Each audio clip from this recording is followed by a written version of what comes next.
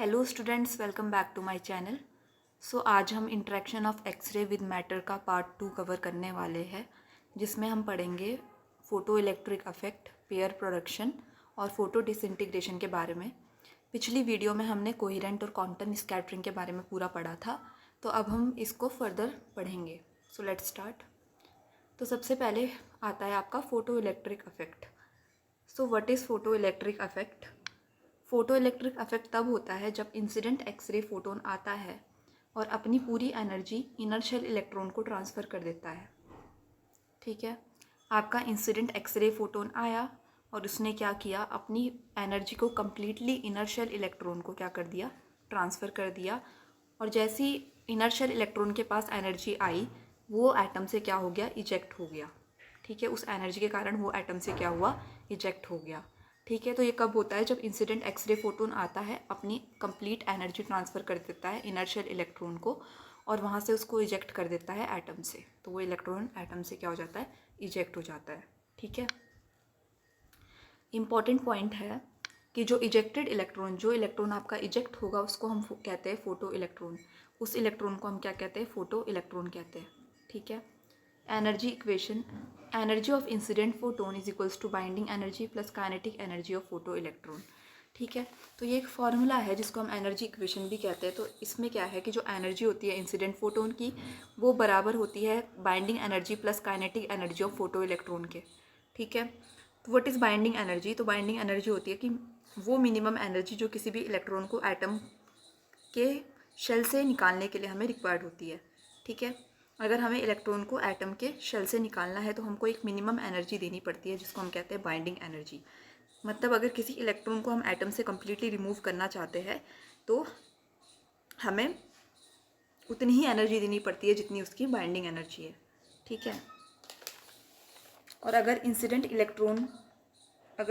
X ray photon की energy binding energy से ज़्यादा होती है तो इलेक्ट्रॉन एटम से इजेक्ट हो जाता है, उसी को हम क्या कहते हैं, फोटो इलेक्ट्रिक अफेक्ट कहते हैं। ठीक है, दोबारा समझाती हूँ, what is binding energy. So binding energy वो मिनिमम एनर्जी होती है जो हमें किसी भी इलेक्ट्रॉन को एटम के शेल से निकालने के लिए रिक्वायर्ड होती है। ठीक है, अगर हमें किसी भी इलेक्ट्रॉन को एटम से कम्प्लीटली रिमूव करना है तो हमें बाइंडिंग एनर्जी के बराबर ही एनर्जी देनी पड़ती है।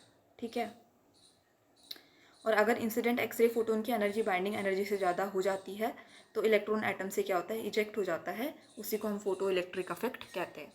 तो यही फॉर्मूला है आपका, जो एनर्जी होगी इंसिडेंट फोटोन की, वो binding energy plus kinetic energy of photo electron के बराबर होती है। ठीक है, ई नॉट से हम रिप्रेजेंट कर सकते हैं energy of incident photon which is equals to binding energy which is the minimum energy required to remove electron from a shell plus kinetic energy of photoelectron.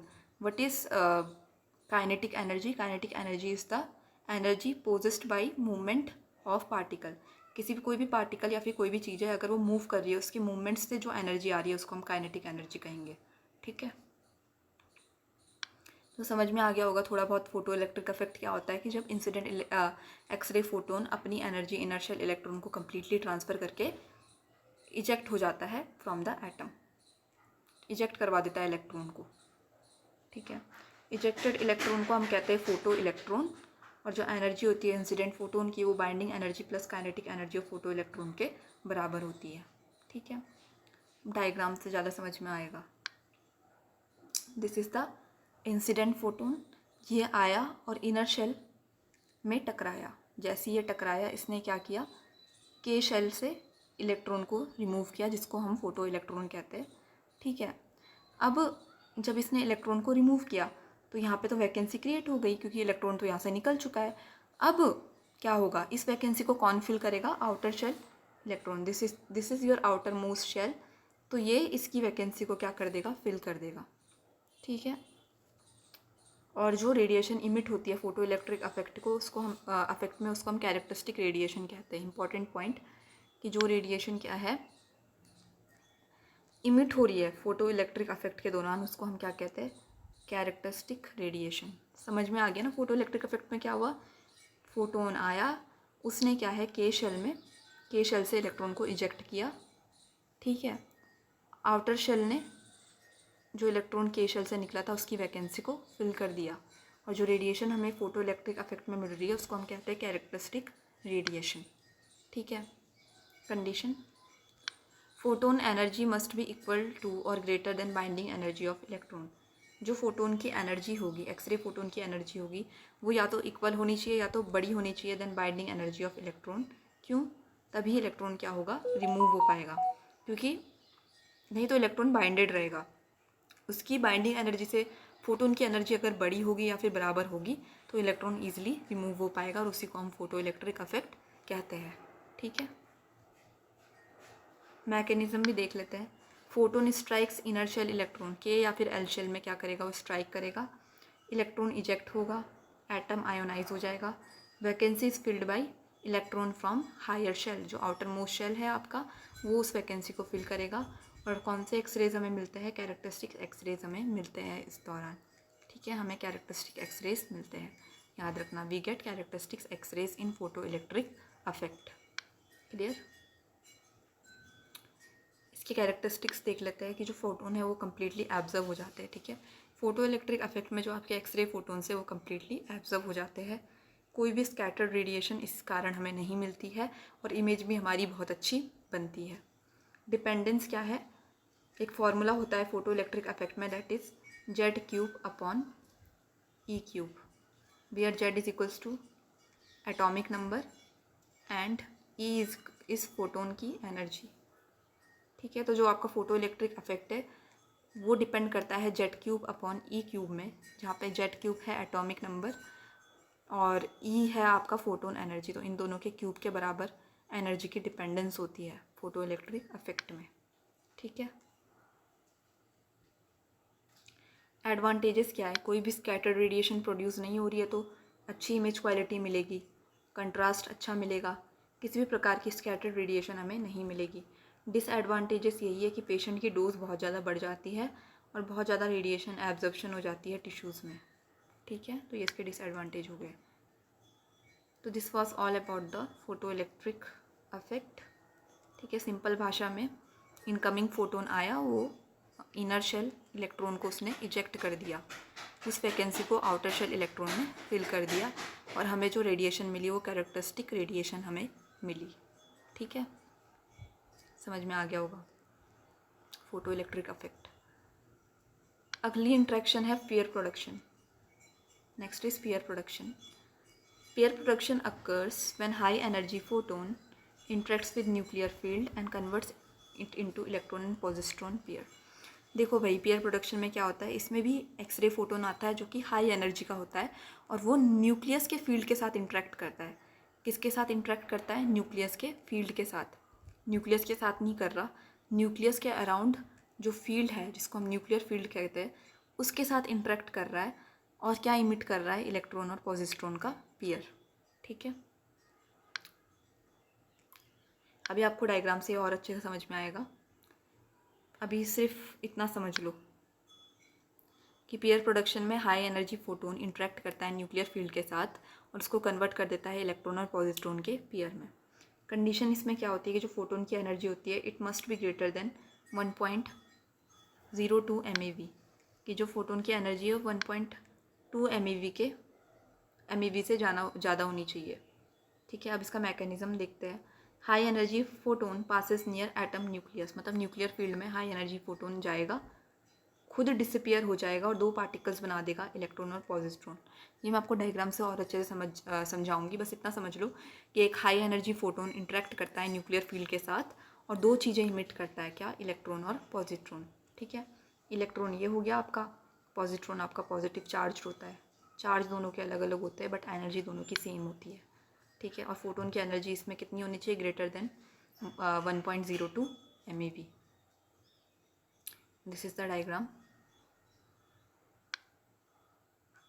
ये देखो, ग्रेटर देन 1.02 MeV एक्सरे। ठीक है, x ray कितने का होगा, greater than 1.02 MeV। ठीक है, ये क्या है, न्यूक्लियस में नहीं टकरा रहा, ये न्यूक्लियस फील्ड के अराउंड टकरा रहा है, मतलब न्यूक्लियर फील्ड में टकरा रहा है और दो चीज़ें खुद गायब होकर दो चीज़ें इमिट कर रहा है, एक तो पॉजिट्रॉन और एक इलेक्ट्रॉन। ठीक है, एनर्जी मोर देन 1.02 MeV। ठीक है, एक्सरे आया, न्यूक्लियर फील्ड में टकराया, और पॉजिट्रॉन और इलेक्ट्रॉन इमिट किए, इसीलिए हम इसको पेयर प्रोडक्शन कहते हैं, क्योंकि दोनों का पेयर आपका इमिट होता है। पॉजिट्रॉन आपका पॉजिटिव चार्ज होता है, इलेक्ट्रॉन आपका नेगेटिव चार्ज होता है। They have same energy but different charge. ये देखो, मिनिमम एनर्जी आपको 1.02 MeV चाहिए, क्योंकि इलेक्ट्रॉन की एनर्जी होती है 0.511 MeV और पॉजिट्रॉन की एनर्जी होती है 0.511 MeV। दोनों को मिला के आपको मिनिमम एनर्जी कितनी चाहिए होती है? 1.02 MeV। ठीक है, माइक्रो इलेक्ट्रॉन वोल्ट भी बोलते हैं इसको। तो एनर्जी इलेक्ट्रॉन और पॉजिट्रॉन की बराबर है। फ़र्क किस चीज़ का है? चार्ज का फ़र्क है। तो ये दो पार्टिकल्स आपको मिलते हैं पेयर प्रोडक्शन में, इलेक्ट्रॉन और पॉजिट्रॉन। डिपेंडेंस देखते हैं, इसमें जो एनर्जी पेयर प्रोडक्शन होती है वो डायरेक्टली प्रोपोर्शन होती है जेड स्क्वायर के, डेट इज एटॉमिक नंबर इसके स्क्वायर के बराबर होता है pair production. Example, conversion of energy into mass. इसमें क्या होता है, जो एनर्जी है वो मास में कन्वर्ट हो जा रही है। ठीक है, एनर्जी ई थी, इसके बाद उसने दो चीज़ें इमिट की, इलेक्ट्रॉन और पॉजिट्रॉन, तो ये इसने एनर्जी का कन्वर्जन यहाँ पे मास में हो गया। ठीक है, पॉजिट्रॉन और इलेक्ट्रॉन में हो गया। ठीक है, तो पेयर प्रोडक्शन में आपका जो एनर्जी का कन्वर्जन होता है वो मास में होता है। ठीक, समझ में आ गया। पेयर प्रोडक्शन क्या होता है? हाई एनर्जी फोटोन इंटरेक्ट करता है न्यूक्लियर फील्ड के साथ और दो चीज़ें इमिट करता है खुद गायब होकर, इलेक्ट्रॉन और पॉजिट्रॉन। दोनों की एनर्जी सेम होती है, डेट इज़ 0.511 MeV, 0.511 MeV, और दोनों की एनर्जी मिला के ग्रेटर देन 1.02 MeV एनर्जी हमें देनी पड़ती है। ठीक है, last, photo disintegration, nuclear interaction in which a high energy photon is absorbed by the nucleus. इससे पहले जो पेयर प्रोडक्शन पढ़ा था हमने, उसमें जो हाई एनर्जी फोटोन था वो आया और न्यूक्लियर फील्ड से टकराया। लेकिन इसमें क्या होता है कि हाई एनर्जी फोटोन आता है और न्यूक्लियस उसको एब्जॉर्ब कर देता है, causing the nucleus to emit a particle, जिसके कारण न्यूक्लियस क्या करता है? न्यूट्रॉन इमिट करता है, जिसके पास कोई भी न्यूट्रॉन के पास कोई भी चार्ज नहीं होता है। ठीक है, तो फोटो डिसइंटीग्रेशन में हाई एनर्जी फोटोन को एब्जॉर्ब कर देता है आपका न्यूक्लियस, और न्यूक्लियस क्या करता है? न्यूट्रॉन इमिट करता है। Occurs when photon energy is greater than 10 MeV। ये कब होता है? जब फोटोन की एनर्जी 10 MeV से ज़्यादा होती है, तब हमारी फोटो डिसइंटीग्रेशन होती है। मैकेनिज़्म, एक हाई एनर्जी फोटोन आता है, न्यूक्लियस को सीधा स्ट्राइक करता है, और वो जो फोटोन आया उसकी एनर्जी को न्यूक्लियस क्या कर लेती है? एब्जॉर्ब कर लेती है। जैसे ही न्यूक्लियस उस एनर्जी को एब्जॉर्ब कर लेती है तो एक्साइटेड स्टेट में चला जाता है, न्यूक्लियस अनस्टेबल हो जाता है, और न्यूक्लियस क्या इमिट करता है? न्यूट्रॉन या फिर प्रोटॉन, ताकि वो स्टेबिलिटी रिगेन कर पाए। और एनर्जी क्या है? न्यूक्लियस एब्जॉर्ब कर लेता है पूरी की पूरी। तो न्यूक्लियस क्या हो जाता है? अनस्टेबल हो जाता है, एक्साइटेड स्टेट में चला जाता है, और न्यूक्लियस क्या इमिट करता है? याद रखना, या तो न्यूट्रॉन इमिट करेगा या तो प्रोटॉन इमिट करेगा टू रिगेन स्टेबिलिटी। वापस स्टेबल होने के लिए, एक्साइटेड स्टेट से हटने के लिए, स्टेबल होने के लिए वो न्यूट्रॉन या फिर प्रोटॉन को इमिट करता है। डायग्राम से ज़्यादा अच्छे से समझ में आएगा। इंसिडेंट एक्सरे आता है, सीधा सीधा न्यूक्लियस से टकराता है, और न्यूक्लियस क्या करता है? इस एक्सरे की एनर्जी को कम्प्लीटली एब्जॉर्ब कर देता है और इसको कन्वर्ट कर देता है न्यूक्लियर पार्टिकल, या तो प्रोटॉन में या तो न्यूट्रॉन में। ठीक है, तो इसमें क्या है? Photon interacts directly with the nucleus. Photon सीधा सीधा न्यूक्लियर के साथ इंटरेक्ट करता है। Neutron is emitted during the interaction. Neutron interaction के दौरान इमिट होता है। ये हाई एटॉमिक नंबर वाले मटेरियल्स में होता है, और एनर्जी कितनी होती है? 10 MeV से ज़्यादा होती है। ठीक है, देखो, occurs only at very high photon energy directly with nucleus. Neutron का इमिशन बहुत कॉमन है, डायग्नोस्टिक रेडियोलॉजी में ये रियर है। फोटो डिसइंटीग्रेशन रेडियोथेरेपी मशीन्स में हम यूज़ करते हैं, और हाई एनर्जी लिनक्स में यूज़ करते हैं, जिनमें एनर्जी मोर देन 10 MeV से ज़्यादा एनर्जी हमें चाहिए होती है। इम्पॉर्टेंस की बात करें तो not important in diagnostic x-ray imaging. ठीक है, it is not important in diagnostic x-ray imaging. Important in radiation protection में हम यूज़ करते हैं, और सेकेंडरी न्यूट्रॉन्स भी प्रोड्यूस करता है। डिसएडवांटेजेस यही है कि produces neutron radiation, increases radiation hazards, requires special shielding. ठीक है, इसके डिसएडवांटेजेस है कि ये प्रोड्यूस करता है neutron radiation, radiation hazard dangerous होता है, और इसमें हमें क्या है? स्पेशल शील्डिंग चाहिए होती है। So this was all about photo disintegration. इसमें क्या है, इंसिडेंट एक्सरे किससे टकराता है, न्यूक्लियस से टकराता है ना। पेयर प्रोडक्शन में क्या था, न्यूक्लियर फील्ड से टकरा रहा था एक्सरे फोटोन, और पॉजिट्रॉन और इलेक्ट्रॉन दे रहा था इक्वल एनर्जी का। और फोटो इलेक्ट्रिक अफेक्ट में क्या था, इनकमिंग फोटोन आया, उसने इनर शेल से इलेक्ट्रॉन को इजेक्ट किया और कैरेक्टरिस्टिक रेडिएशन प्रोड्यूस की, जिसको हम डायग्नोस्टिक रेडियोलॉजी में भी यूज़ करते हैं, जो कि स्कैटर्ड रेडिएशन प्रोड्यूस नहीं करता है और इमेज का कॉन्ट्रास्ट भी बढ़ाता है। So this was all about interaction of x-ray with matter. मैंने आपको पांचों चीज़ें एक्सप्लेन कर दी। पिछली वीडियो में आपको कॉम्पटन और कोहेरेंट स्कैटरिंग एक्सप्लेन कर दी थी, और इस वीडियो में I explained you about photo electric effect, है ना, photo electric effect, pair production and photo disintegration. ठीक है, सो आप इसको एक बार देख लेना, नोट्स भी बना लेना इससे। So thank you so much and don't forget to like, subscribe and share. Thank you.